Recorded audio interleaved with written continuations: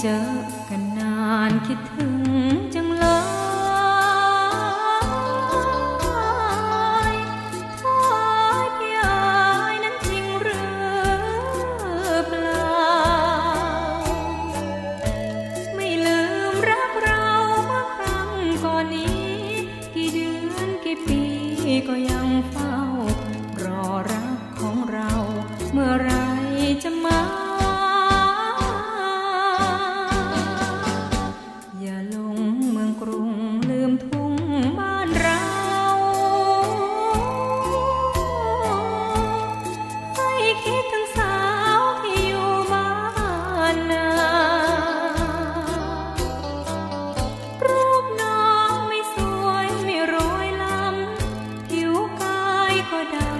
เพราะทำนาไม่เหมือนเมืองฟ้ามีสาวโสพีโทพี่มากรุงเทพเที่ยวหางานท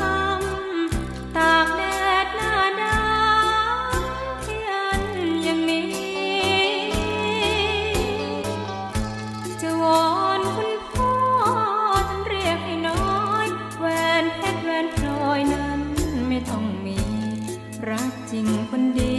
จึงรีบมาขอ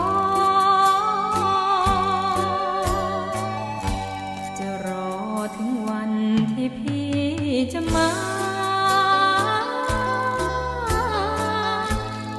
พี่จ๋าพี่จ๋าจงมาขอ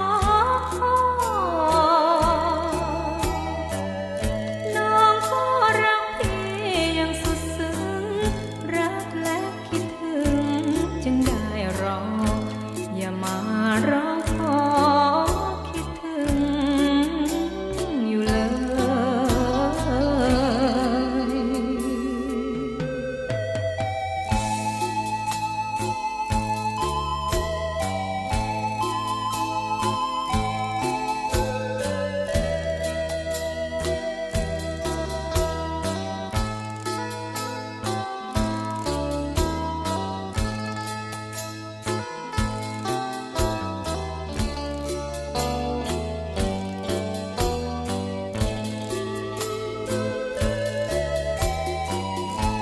จะรอถึงวันที่พี่